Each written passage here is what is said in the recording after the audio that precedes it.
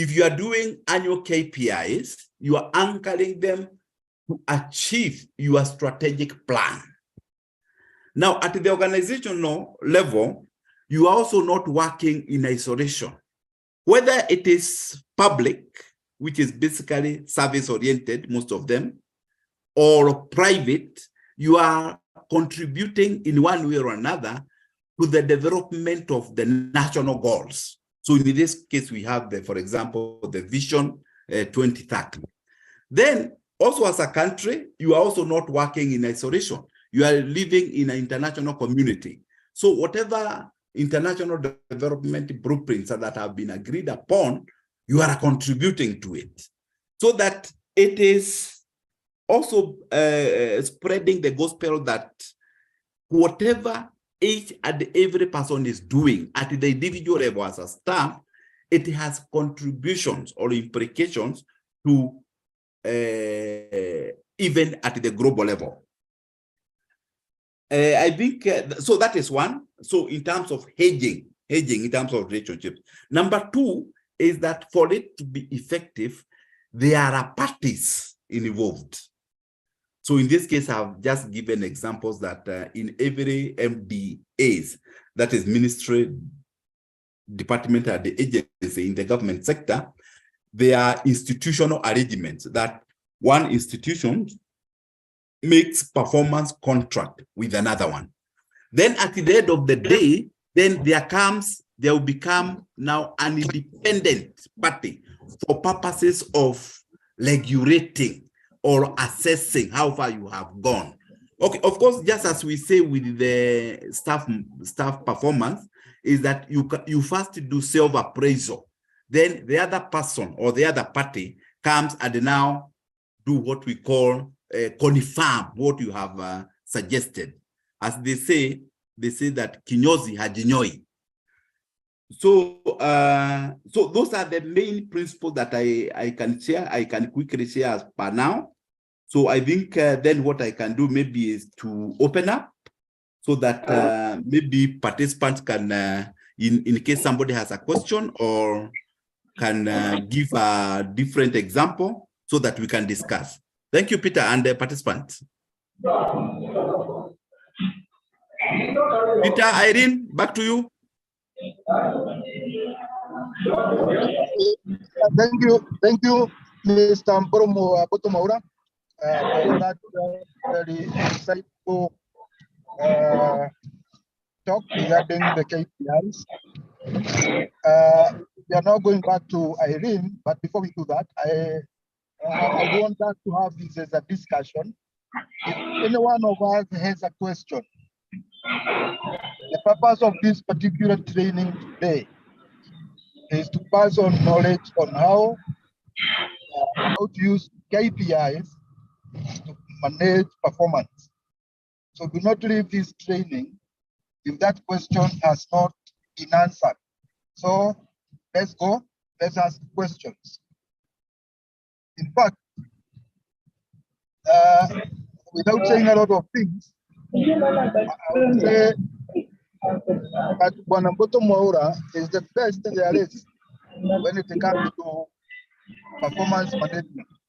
Together with Irene, we are going to give a very proper dissection of this particular training. So let's ask a question. Thank you.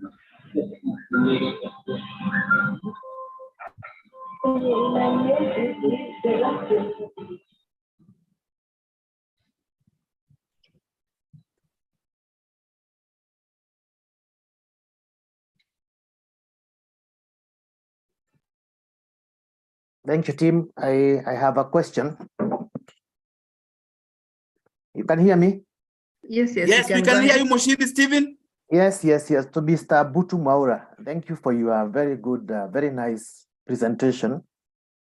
At one point, you are talking about payment of bills, and as a KPI, there is what you have billed your customers, and there is what you collect, and what you there is the customers who pay the bill, so you get a certain amount.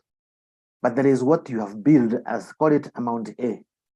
I just wanted to ask you, how do you deal with those customers who pay their bills annually?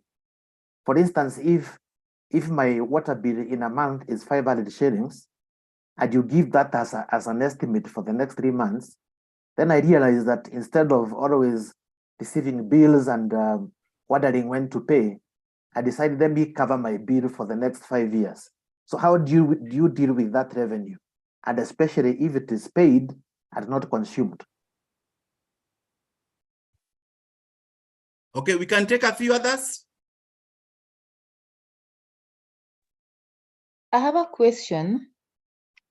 I appreciate your presentation. I want to say it's so clear, and I really have to say that water sector is really organized. However, my question is on the sectors that are not organized. What happens if you work for an organization where there are no key performance indicator at the top level?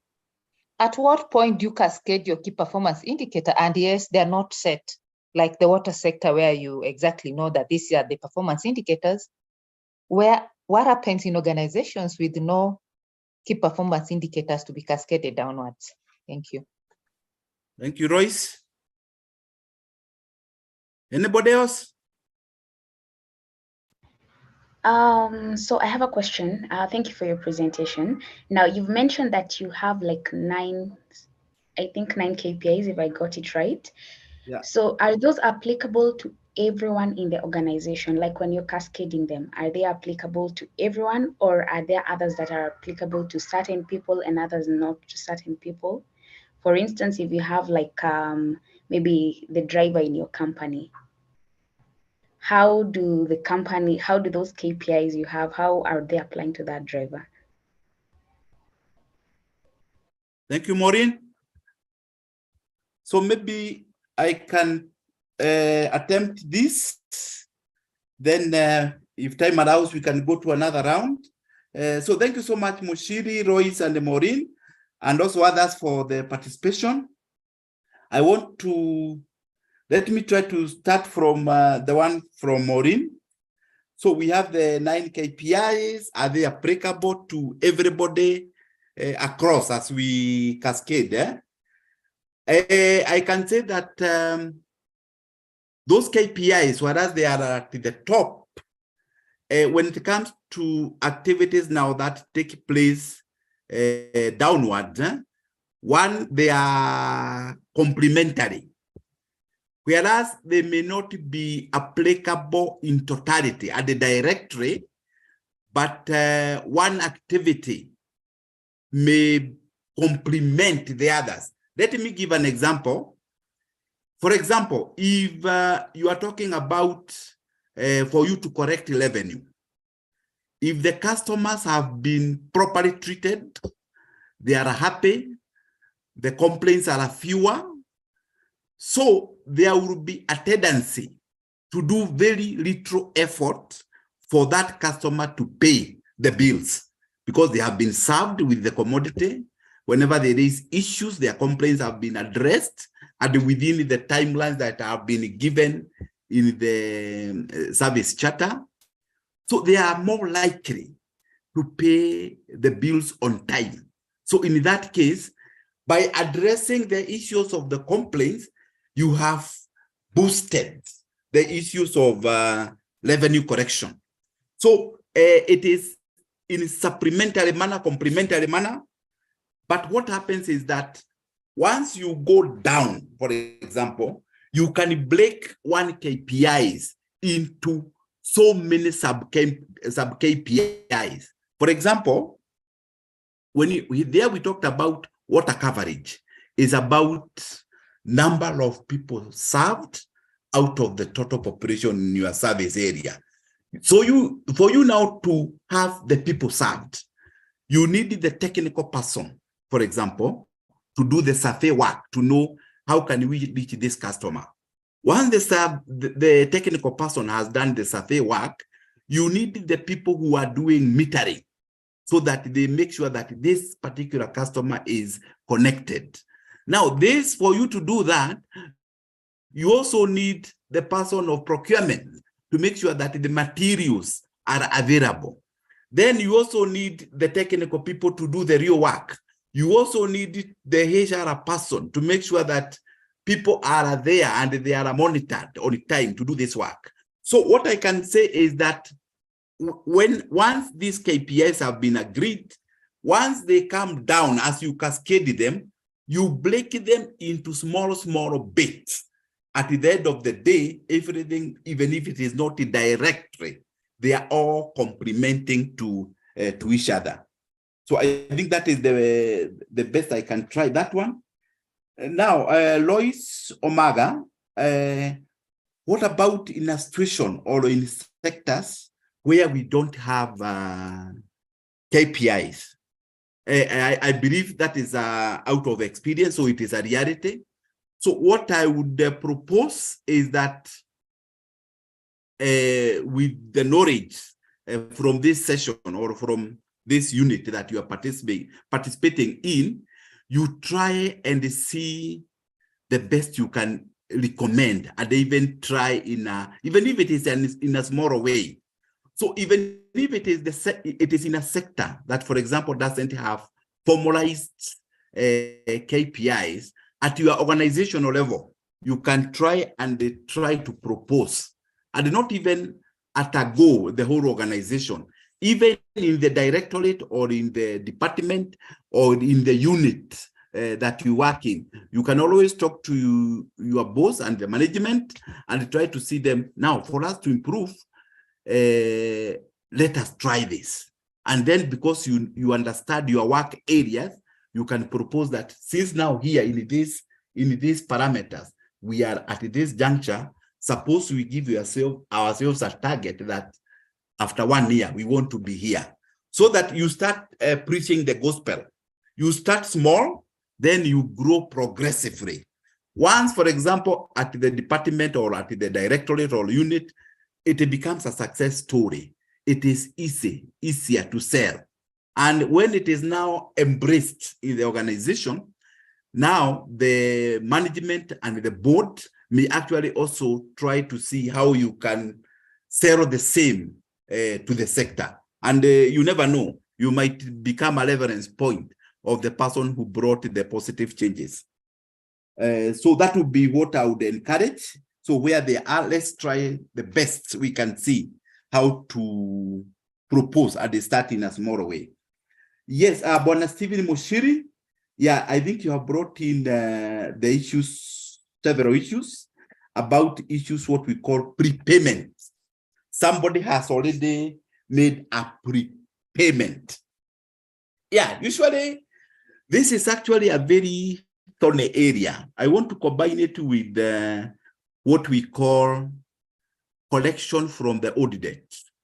We have actually engaged with the regulator because previously you could have organizations whose revenue collection efficiency was beyond 100%. And the explanation that they were getting is that if, for example, is in last year, let's say 2022, they say that we billed this much, but when it came to correction, we collected, yes, part of that, but we also collected from the previous period, that is out of the bill. But what we have, after a lot of discussions, what we have come to agree is that is comparing goats and sheep, because you are considering collection for 2022. But when it comes to the billing, that is the denominator, you are considering plus other periods. So even those other periods, whereas you have collection from those other periods, there were also equivalent billing of the same. So out of that, we have actually come to agree that when it comes to correction efficiency, the maximum it can reach is 100. So that even if you're talking that you collected from the old debts, there was also the equivalent billing of that other period. So it should also be included. So for your case that somebody has prepaid something that you have not consumed yet, because actually that is the thing. We are now in March, but somebody has paid up to maybe up to June or thereabout, and you have not actually consumed the commodity for the next 3 months or so. So that is what we call prepayment. And I think now the next level that you want to take this discussion, is good that you have brought it, is that should be excluded.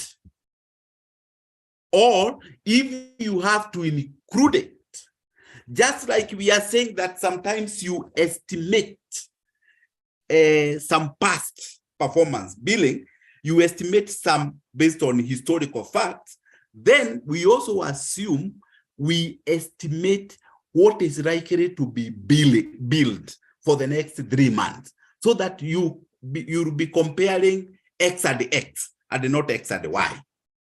So thank you, Bwana Muchiri, for that. So Peter, I don't know whether you want to facilitate another round of comments or questions.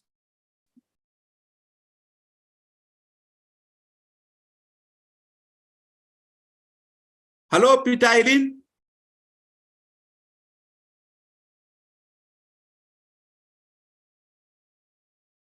Back to you, Peter, Irene. Thank you, Bwana Maura. That's a very good presentation and very insightful. I had seen several hands up. I'm not so sure whether all the concerns have been addressed.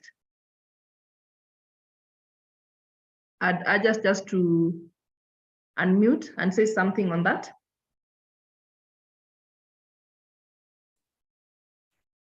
Let me ask him, is the performance of Nairobi water and sewerages linked to their salary increments? That's the first thing I want to know. But more importantly, the other area is that I wanted to know whether they practice the 360 concept. And if they do, would he mind sharing with me at another level where we can exchange, and not only limited to him, any other participant, because it's an area sometimes ignored, yet it is an important area. A lot of times we don't practice bottom-up assessment. We have been practicing the old system. Therefore, I'm asking from Mr. Mbotu Maura, if by any chance they are practicing that, and if not, any other participant can be willing to participate, to share with me their policy and the assessment tools.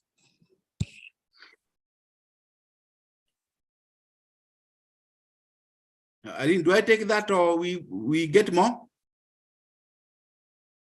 Just take it first. Okay, thank you. Yeah, thank you so much, Bwana Nganga.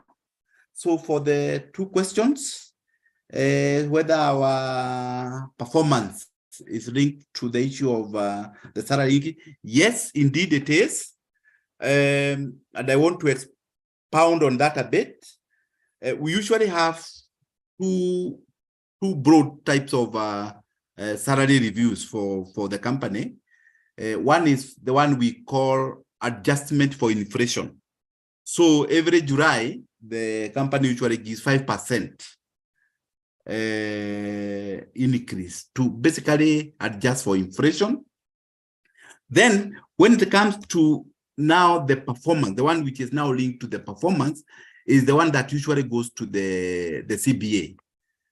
Because now here we try, when we are negotiating the CBA, we are looking at what is the ability of the company to pay what the unions are actually proposing for.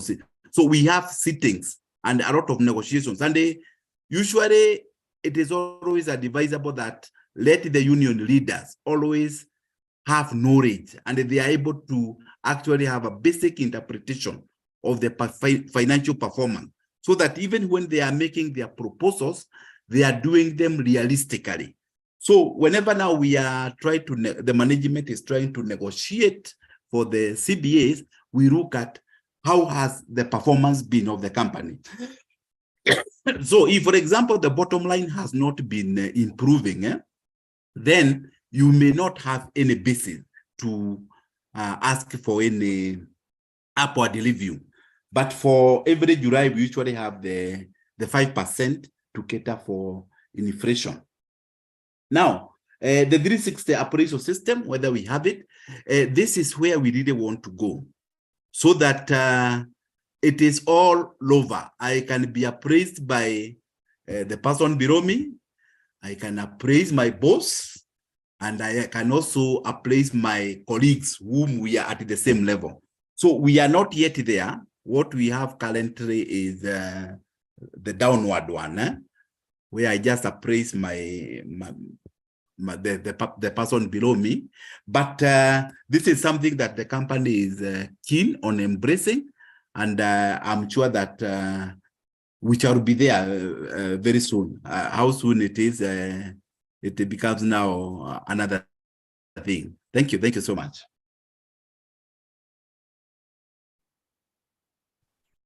Thank you. Any other concern?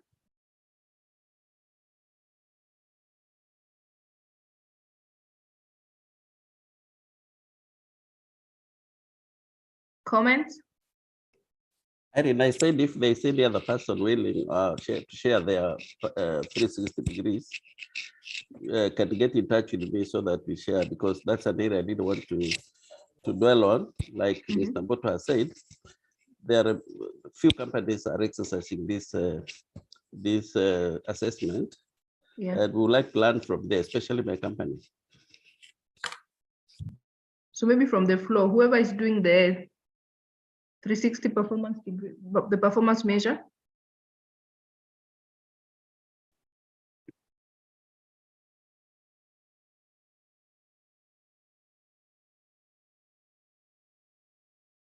Any contributions?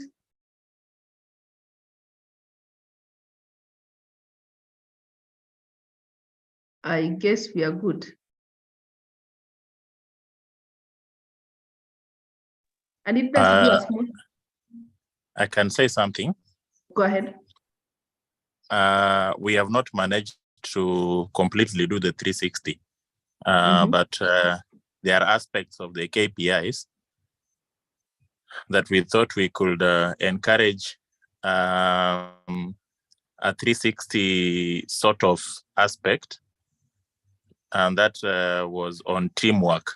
How you feel that the other party is supporting you. Teamwork, I know, is mostly a quantitative, not quantitative, qualitative aspect, but we placed it on a ranking of up from between 1 to 10, where 10 is where you feel that the other person is supporting you properly. So everybody has a rate. They are able to rate either the supervisor or a colleague, and then we do an average, and it is input into your quantitative matrix, and it's somehow able to spur a feeling of, I need to support my colleague, and I'm interested in what my colleagues feel when it comes to teamwork. So we have not totally made 360 work, but on just a few aspects. Thank you. I hope you got that, Nganga, but we can pick that offline and see how far we're able to get to dig up into that information. Thank you, Nicholas. Maybe our time has really gone. And maybe just on what you are a doctor in the making by the virtue of the fact that you're doing your PhD. So you merit to be given that title. Mr. Waura. We need to, at least as a wrap-up, we need to understand how we need to manage the KPI measurement processes. What is it that we need to do so that everybody else, or whatever it is that we are capturing, is properly captured and reflected in our performance processes? Let me try and share my screen on that.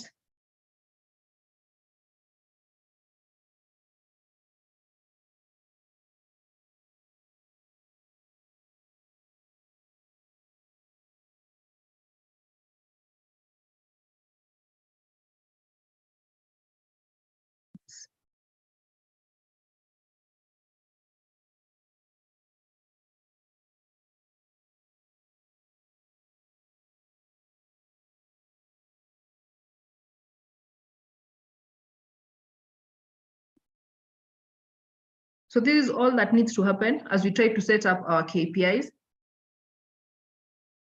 It's almost a few minutes to 11:30.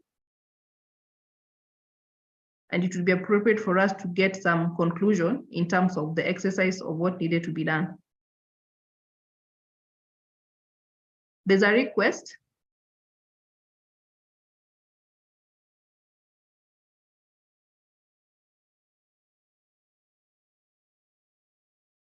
Maybe before we conclude on this, there's a request from the participants that we need to share on how qualitative KPIs can be set out objectively.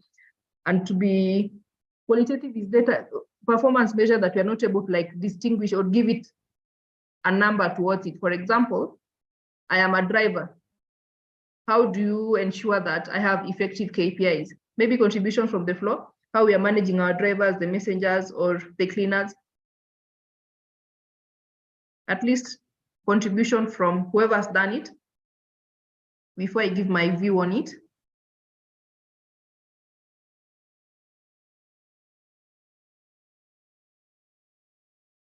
Just unmute and say something.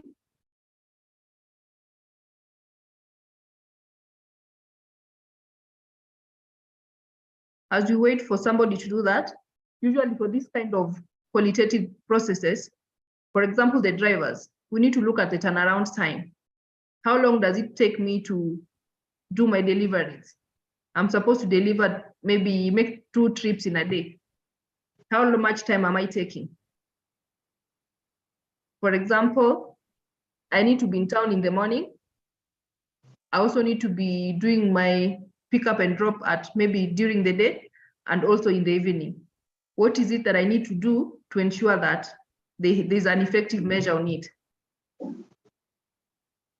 The other aspect could be on the other item, maybe for the employees, the category of the cleaners. How do I ensure that these people are assessed properly and having proper KPIs? How long does it take me to clean maybe a boardroom or do the cleaning rounds during the day? When I'm doing my cleaning duties, do I report on any anomalies in terms of the breakages and the repairs? In terms of the usage of the cleaning agents, do I have like a record of an inventory where I'm recording an effective use of such materials that I'm given? Such will enable us to get the qualitative bit for those that jobs do not have a measure or a number tied to them. Any Maureen, contribution from the floor? I would wish to just participate on the drivers. I worked in a company where we gave the key performance indicators for drivers. And some of the indicators we put what you've mentioned, the turnaround time, how long do they take where they go? We also have the licensing. I mean, do they ensure that their vehicles have a license in terms of insurances and all the regulations required of the vehicles? Do they ensure they're done on time? Accident-free, how many accidents do they have in a year? Or are they so keen to avoid all accidents? There's also punctuality. How punctual are they when they are called? And also we had the support. I worked in a water sector where when the drivers went out with maybe meter readers or calibrators, they would also support in calibrating. So there are a number of, depending on the company, the number of key performance indicators you put for a driver. Thank you. Thank you. Any other contribution?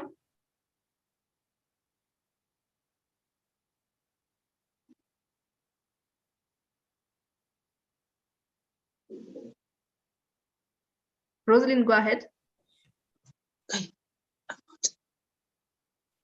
Okay. What happened?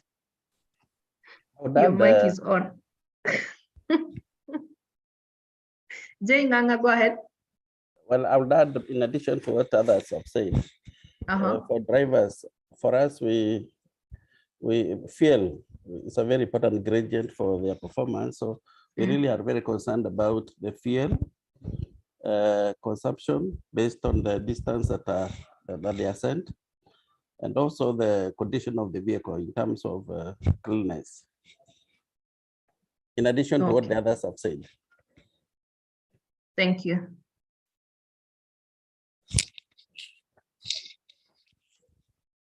2 more contributions.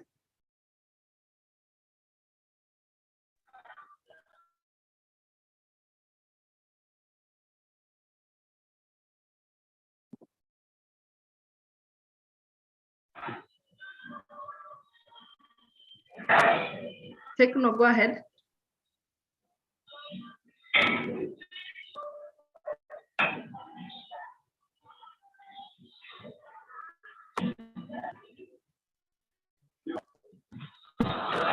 Techno, the chef, go ahead. Oh.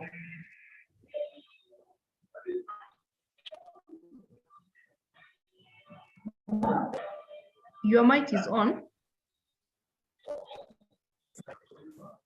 May I ask a question? Go ahead. After you have given somebody the KPI, this is outside to what you are asking about the driver. Mm-hmm. If somebody is not able to meet the KPI, so what do you do? Usually, the performance reviews are usually done quarterly, semi-annually, and annually. So at every point of the review, there has to be some feedback given to the respective employees. For example, we set I'm assuming you, at the beginning of the financial year, you had set your targets and agreed upon that this is what is supposed to be achieved. So in between, there's some variances. Are we able to explain why the variance? If I'm not able to achieve it, is it because of factors that are beyond me, or is it because that I did not just do my job? Because sometimes I'm limited in terms of resources. I'm not able to deliver because I am somehow handicapped because of the resources that I've been given. But in a situation where all the resources have been availed and I'm still not able to perform, are you able to explain that? You need to do like a review and have a meetings with these people so that at least every other meeting is documented and the processes and records kept for that. So at the end of it all, you need to put this person on a performance improvement plan. This performance improvement plan will also depend on your policies and how long do you need to keep me on this role? Was there a proper orientation? Was there proper enough resources? Is there any support that I need to get from these other people? So after the performance improvement plan, you also need to do the regular reviews and see how far I'm progressing. Am I meeting up the targets, or am I still having the challenges? If the challenges still persist, having put on all the resources that are supposed to be given, maybe you've taken for training, you've given the psychosocial support, you've given basically everything that an organization would do to aid my performance, but I'm still not able to. And at that particular point, the organization is at liberty to separate depending on your policies. I'm hoping that addresses your concerns. You have not quite, but it's okay. What is the challenge? You have not gone to the end. I wanted to hear what will be the conclusion if somebody cannot perform. That's why I've said depending with your policies, your plan of the separation bit depending on what your policy states. Because each organization has Maureen. Yes. Yes, let me make some contribution regarding what our participant has asked. Go ahead. That maybe at the end of the period or during review, you realize that this particular staff has not achieved or has not met or realized or has no proof or record of how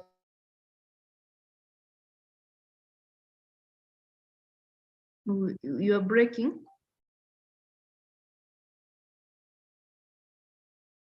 Having met, maybe not all of them, but some. So that's where now the supervisor will need to relook at the key performance indicators shared. In sense, is it possible that the expectations were too high? Or is it also possible that the expectations regarding this particular performance was not well understood by the staff in question? And now this is where training comes in. I'm training plays a very important role in having people realize what they are expected to do and how to do what they are expected to do. So during performance appraisals, you find there are these performance gaps. And then there is what we say, what do you require, you as a placee, what do you require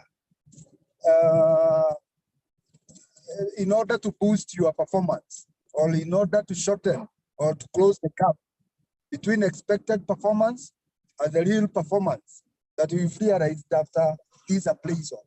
So you may find that most people now suggest I would need training in this particular area. Now, Maureen, allow me to say, this is a challenge I've found with many supervisors, especially when they are coming with training needs analysis. You find that, and when I use the word supervisors, I imply anyone who is supervising staff under them, they are expected to perform. All protocols observed, of course. Now, with the training needs analysis, or when they say we want to prepare a TNA, so you define to say the person in charge of training would ask the entire organization through the respective business process owners, kindly share your training needs. Then this particular BPO would ask the staff on a template, an Excel sheet, for example, to indicate what they need to be trained on. That is not how training needs are realized. Training needs are supposed to originate from the performance appraisal, where the gap is realized. And then between the placee and the appraiser, they agree that this is the need I have. Now, for the training person or the person in charge of training, now the HR person, they would look at the appraisal document and see what was agreed in the appraiser at the placee as the need, as the training need, so that this person's performance can be boosted. So to go back to the question, when you find that the person has not realized the KPIs or the expected performance, then you look at the consenting agents. What are the reasons? Is it that there is a skill gap? Therefore, is there a need to retrain? Do you place this staff on a performance improvement plan, what we call as PIP? Then for how long? So that we again reassess this person to see whether after training, this person has now realized or is able to meet these KPIs. And then, of course, by the end of the day, ask ourselves the hard questions that if this person is not performing, maybe is it the high time we separate?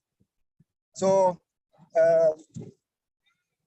without going much into that, I hope I've helped.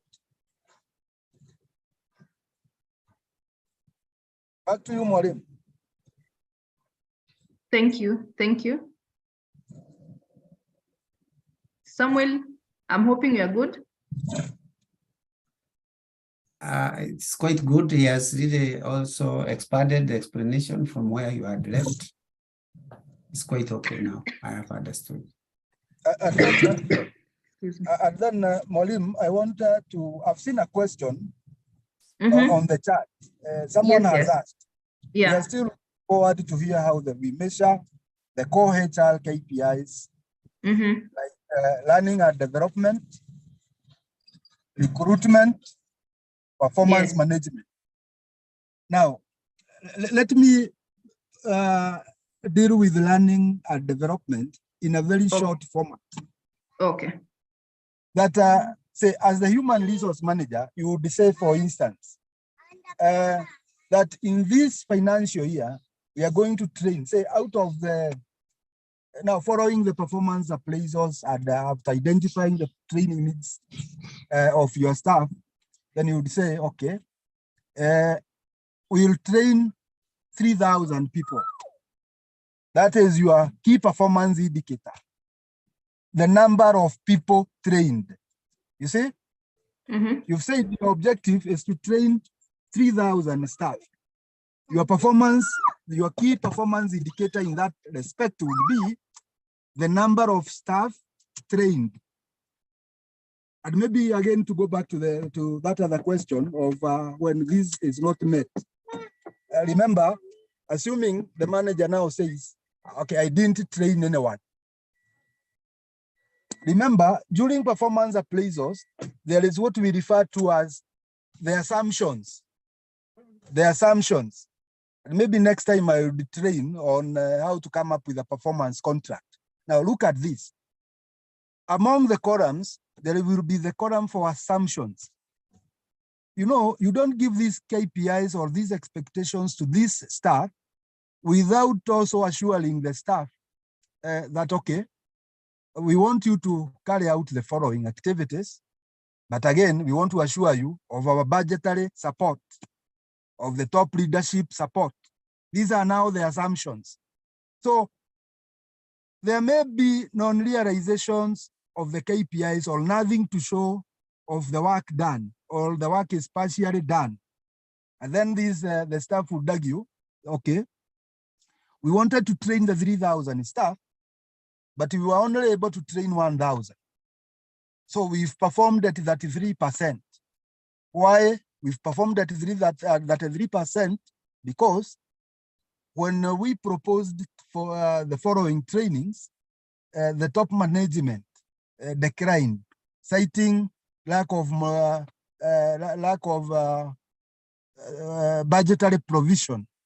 So you see, that lack of budgetary provision is causing the non-realization of the KPI.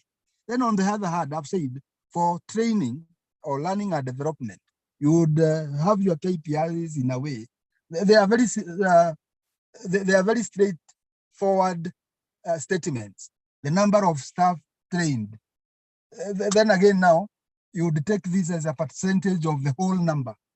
Then by the end of at the end of the appraisal or performance contract, during the appraisal, you would then show how many people have you trained during this period of time. Now, when you come to recruitment, maybe the bigger question will be, or one of the objectives of the HR would be to retain staff with the relevant skills, with the relevant knowledge, the skills, and again, attitude. So now, if your objective is to retain, then the other question would be, how many staff have left? So if you are at 3,000, and at the end of the appraisal period, none has left, you've performed optimally at 100%. But again, if there are staff who've resigned, citing maybe a bad boss during the exit interview, or bullying or harassment, poor pay, etc., you as a HR, you do not have performed, or you as an organization, who or the person dealing with that particular objective, you would then now look at your KPI. How has your performance been? That is number of staff retained in service, number of staff trained, number of trainings that have been conducted. How again do you realize that? Somebody, what records do you show? Or what documents do you show? Training reports, the performance appraisals. I guess I've mentioned the training evaluation. The return on investment, that is return on the training investment. You could also look at why would we need to look at recruitment when we recruit staff and they leave within 6 months, and we already incurred several million shillings in head hunting at this particular recruitment. How much money would we save our organizations if the staff we've recruited or the talent we've brought in do not leave early? So you look at the KPIs, the key performance indicator is that you would have failed if you did a bad recruitment, because again, the deal here is not to just fill positions. The issue is filling the positions with the people who have the right skills, the right knowledge, and the right attitude. So if you get staff to just fill positions and they don't have the right skills, again, I guess the performance will be poor. This staff might leave because they are expected to achieve what they can't, and then you'll go back to the drawing board of recruitment. So you'd have failed on your KPI on retaining staff. Thank you, Maureen. Thank you. Thank you for that. Maybe if I have a question. Go ahead. This is Chef Kazungu from Vet Lab. Uh-huh. I want to know from you, are those companies that have pegged their performance on policies, and there are those that have pegged their performance on KPIs. Maybe from the feedback or experience that you've gotten from them, which ones turn out to be, a bigger percentage of success? Is it KPI or is it policy? Thank you. You see, policies are usually pegged on best practice and the prevailing regulatory bodies. So sometimes we were not going to go with the policy as is, but again, what is the best practice? Policy is going to be pegged on the bare minimum, but what does the best practice require? So you need to look at the industry where you are at. What is it that is working for you? What is it that is most applicable, and the future of that industry? What is it that will make you like in the forefront of your other competitors? So it is unique to different institutions and different industries and organizations, depending on the circumstances and the driving factors within that particular industry.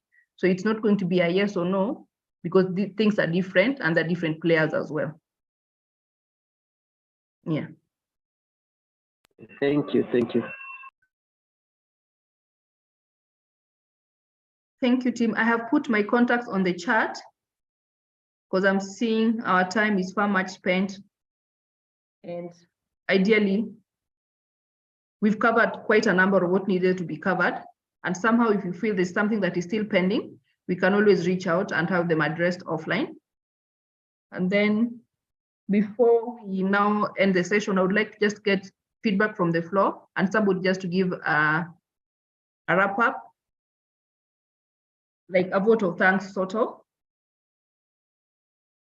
Then we get to end it from there.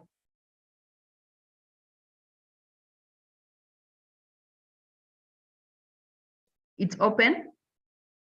Before Irene, before you wrap up, I just go ahead. This colleague who has just spoken last from Techno, whatever I didn't get where he's working from, but I got him to understand. He didn't clearly understand what happens to non-performing workers. Maybe the advice I would give to you or to him and the rest of the panel is let every organization develop a capability policy to manage non-performing employees, because without this, and I've read quite a number of court rulings for staff who are terminated on non-performance. And if you look at some of the judgments that I've read, definitely they have been criticizing organizations for lack of a clear policy for discharging non-performing employees.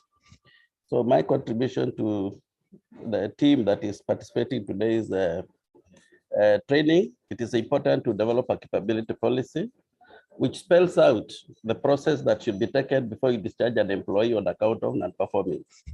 In addition to other policies that are in place that will support the process, and if the judge finds you have enumerated the process very well, definitely they will stand with you, depending on how you do it. Otherwise, I didn't want to close myself. I just want to make that as we wrap up. Thank you. Thank you. Thank you for that insight.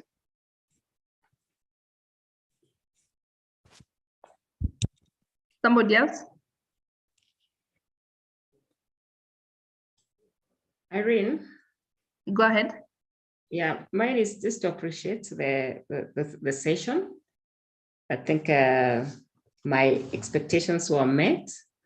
And I would say this is a topic that maybe 6 hours would do, not 3, because there's so much, a lot of engagement, maybe asking questions, trying to understand here and there.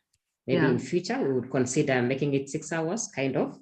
But I would say it was rich content, very professional. And I am sure the team here, we've been able to grasp 1 or 2 or 3 things that would really help us to improve our organizations.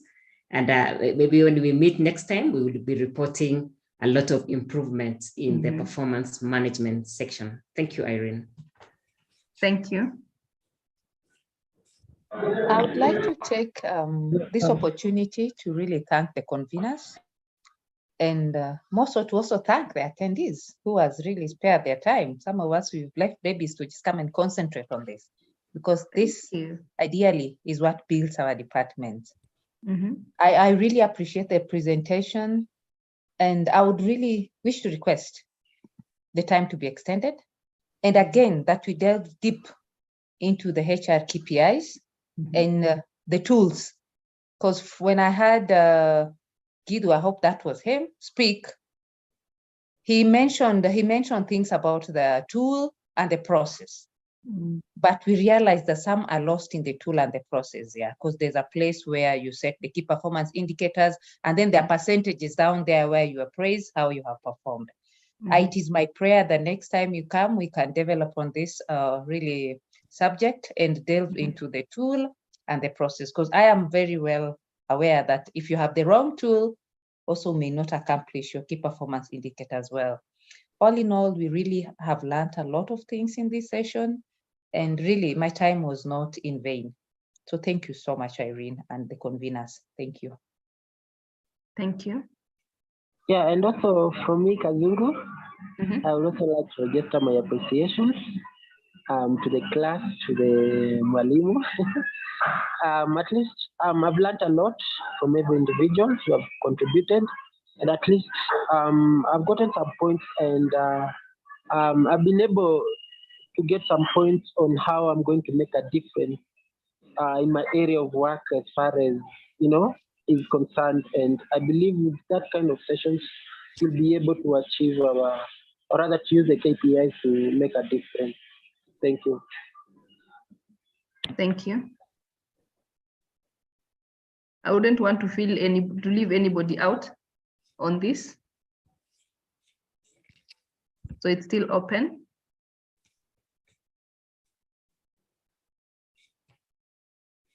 In the next 2 minutes, if we can share.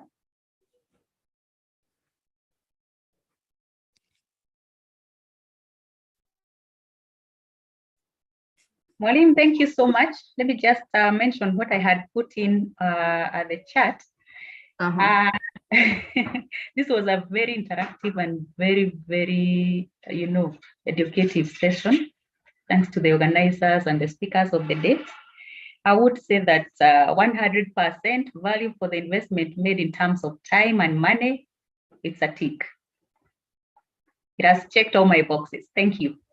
Thank you. Thank you. One last person.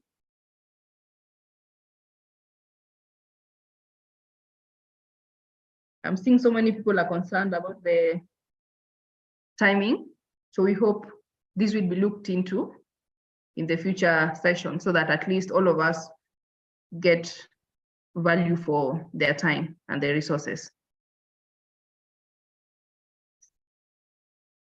Now, I do not want to open up the session and then close. I would wish for just somebody to just now close it for us officially, then we call it a day. Now that you didn't have a class rep. Susan, allow me to choose you to handle this assignment.